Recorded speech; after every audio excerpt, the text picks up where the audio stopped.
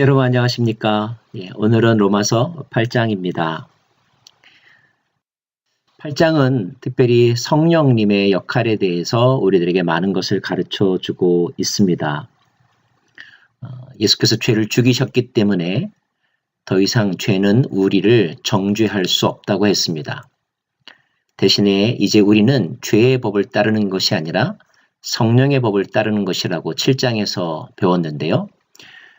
8장 말씀은 이렇게 먼저 선포하고 있습니다. 그러므로 이제 그리스도 예수 안에 있는 자에게는 결코 정죄함이 없나니 이는 그리스도 예수 안에 있는 생명의 성령의 법이 죄와 사망의 법에서 너를 해방하였음이라. 아멘. 믿으십니까? 계속하여 3절과 4절은 이렇게 기록하고 있습니다. 율법이 육신으로 인해 연약해져서 할 수 없었던 그 일을, 율법의 목적, 율법이 이루고자 했던 그 일을 하나님께서 하셨다는 것입니다. 하나님께서 어떻게 하셨을까요? 또 율법이 이루고자 했던 그 일은 무엇일까요? 먼저 하나님께서는 죄를 속량해 주시려고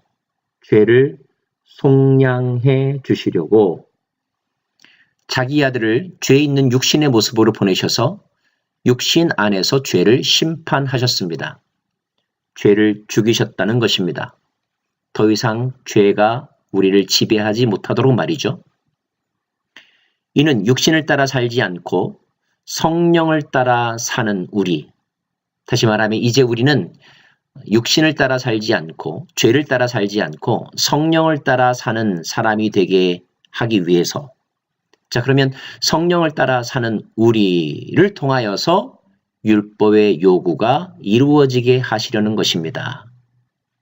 다시 정리하면 이제 율법이 하고자 했던 그 일은 성령을 따라 사는 사람들을 통하여 이루어지게 되었다는 것입니다. 죄를 따르는 사람은 결코 율법이 하고자 했던 그 일을 할 수가 없습니다. 그렇다면 도대체 율법이 하고자 했던 그 일은 무엇일까요? 하나님이 우리에게 율법 준수를 통하여서 하나님이 보기 원하셨던 우리 삶의 모습은 무엇일까요? 그것은 하나님을 기쁘시게 하는 것, 또는 의로 인하여 살아나는 것, 우리의 죽을 몸을 살리는 것. 하지만 이런 일들을 율법이 이루지 못했다는 것입니다. 무엇 때문에요? 우리의 육신의 연약함 때문에. 우리의 육신의 연약함이 어떻게 나타났죠? 왜? 죄가 일으키는 탐심에 넘어가서 우리의 육신이 율법을 어기게 되었다는 것입니다. 그래서 우리는 육신에 속한 자가 되었죠. 그런데 육신에 속한 자들은 결코 하나님을 기쁘시게 할 수 없습니다. 하나님을 기쁘시게 하는 일은 이제 육신에 속한 자가 아니라 성령에 속한 자들에 의하여서 이루어집니다. 만일 너희 속에 하나님의 영이 거하시면 너희가 육신에 있지 아니하고 영에 있나니, 누구든지 그리스도의 영이 없으면 그리스도의 사람이 아니라. 네, 그렇습니다. 우리는 이제 하나님의 영이 거하는 그런 사람의 삶으로 거듭나게 되었습니다. 또 그리스도께서 너희 안에 계시면 몸은 죄로 말미암아 죽은 것이나 영은 의로 말미암아 살아있는 것이라. 그리스도께서 우리 안에 계시면 그리스도의 영이 있는 것이고, 그리스도의 영이 우리 안에 있으면 우리의 영은 의로 말미암아 살아났다는 것입니다. 그 살아난 영으로 말미암아 우리는 하나님을 기쁘시게 할 수 있다는 거죠. 율법도 사실 그것을 하고자 했었고 또 그것을 원하고 있습니다. 예수를 죽은 자 가운데서 살리신 이의 영이, 즉 하나님의 영이 너희 안에 거하시면, 하나님의 영이 예수 안에 있죠? 그 예수가 우리 안에 있습니다. 그러면 예수를 믿는 사람은 하나님의 영이 우리 안에 있는 거죠.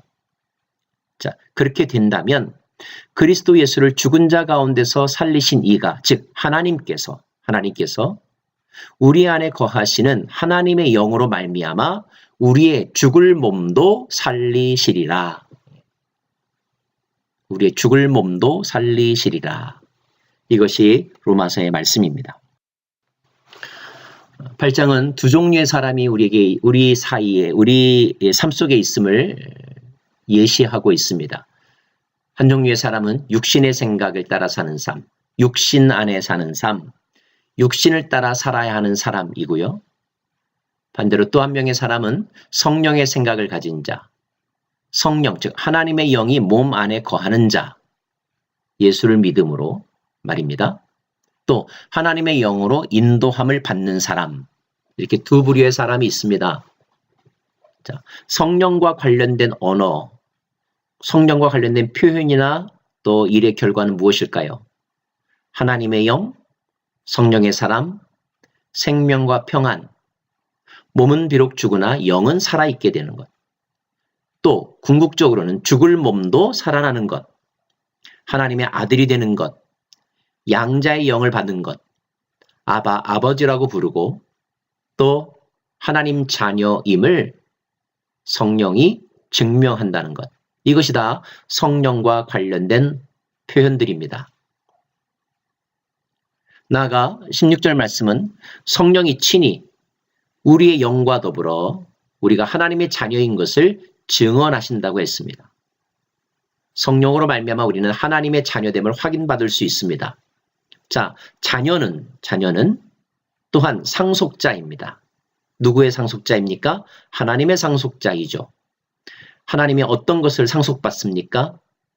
예, 하나님의 나라를 상속받는 것입니다. 그러나 단 한 가지 여기서 우리가 기억해야 될 것은 물론 좋은 것도 이렇게 상속받지만 그러나 고난도 상속받는다는 것을 기억해야 합니다. 네, 예수께서 십자가 고난을 당하신 것처럼 성령으로 말미암아 하나님의 자녀가 된 사람들도 고난을 상속받습니다.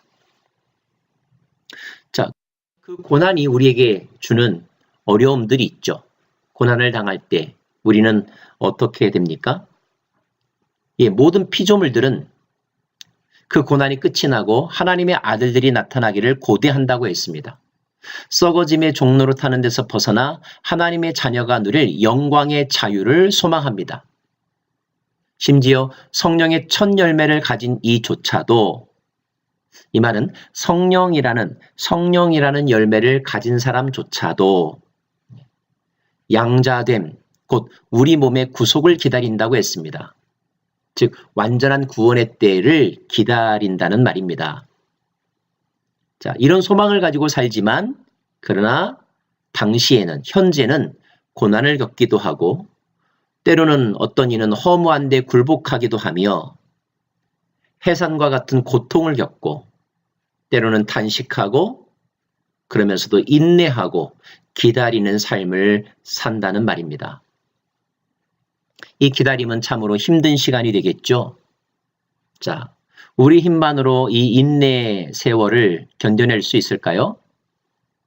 자, 그런데 그때, 바로 그때 그 고난을 상속받아 그저 인내하기만 해야 되고 해산의 고통을 겪어야만 하는 그때에 성령께서 우리의 연약함을 도와주시고 성령께서 우리를 위해 간구하시며 심지어 그리스도 예수께서도 우리를 위해 간구하신다는 이 사실을 기억하라는 것입니다.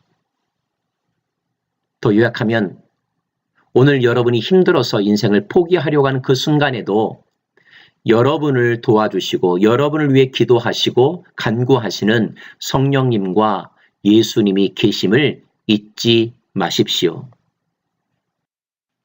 자, 그러면 결국 우리는 어떻게 됩니까? 우리가 하나님의 계획을 알 필요가 있는데 하나님은 미리 아신 사람들을 자기 아들의 형상을 닮게 하시기로, 즉 예수님의 형상을 닮게 하시기로 이미 작정하셨습니다. 그런 작정 가운데 우리를 정하시고 우리를 부르시고 의롭다고 하시고 또 영화롭게 하셨습니다. 이것이 바로 하나님의 계획이며 하나님의 사랑입니다. 이 계획은 하나님의 것이며 이 사랑은 바로 하나님의 것입니다. 따라서 어느 누구도 하나님이 정하신 자들, 하나님이 예정하신 그 자들을 대적할 수가 없고 그들을 고소할 수가 없고 정죄할 수가 없습니다. 그 사람들 때문이 아니라 그 사람들을 예정하시고 또 의롭다고 하신 분이 하나님이기 때문에 그 사람을 정죄하는 것은 곧 하나님을 대적하는 것이고 하나님을 정죄하는 거라는 거죠. 다시 말하면 하나님이 부르시고 의롭다 하시고 영화롭게 하신 그 피조물들, 그 인간들, 하나님의 자녀가 된 사람들을 그 어느 누구도, 어떤 원수도, 사탄도 대적하거나 고소하거나 정죄할 수 없다는 것입니다. 어느 누구도 그리스도의 사랑에서 끊을 수도 없습니다. 결국 우리는 어떻게 됩니까? 승리할 것입니다. 승리도 그냥 승리가 아닙니다. 넉넉히 승리합니다. 누구 때문에요? 하나님 때문에. 그리고 예수님 때문에, 성령님 때문에 승리한다는 것입니다. 복음이 여기 있습니다. 내가 확신하노니 여러분 확신하십시오. 분명하게 믿으십시오. 사망이나 생명이나 천사들이나 권세자들이나 현재일이나 장래일이나 능력이나 높음이나 깊음이나 다른 어떤 피조물이라도 우리를 우리 주 그리스도 예수 안에 있는 하나님의 사랑에서 끊을 수 없습니다. 어느 누구도. 그러므로 두려워하지 마십시오. 불안해하지 마십시오. 지금 현재 고난을 겪고 있으나 환난을 당하나 질병 가운데 있으나 그러나 장차 우리가 누릴 영광, 그 승리의 넉넉함은 지금과 전혀 비교할 수 없을 정도로 위대하고 찬란하고 완전하며 영원할 것이기 때문입니다. 이것이 우리에게 필요한 믿음, 확신의 내용입니다. 이런 믿음을 가지고 오늘도 진리의 말씀과 하나님의 능력으로 살아가는 하나님 나라 백성의 삶을 누리는 저와 여러분 되기를 간절히 바랍니다.